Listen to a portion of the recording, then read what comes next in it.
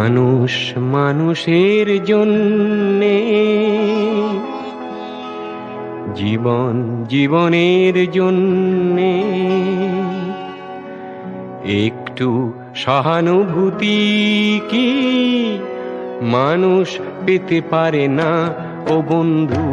মানুষ মানুষের জন্যে, জীবন জীবনের জন্যে একটু সহানুভূতি কি মানুষ পেতে পারে না ও বন্ধু? মানুষ মানুষের জন্যে।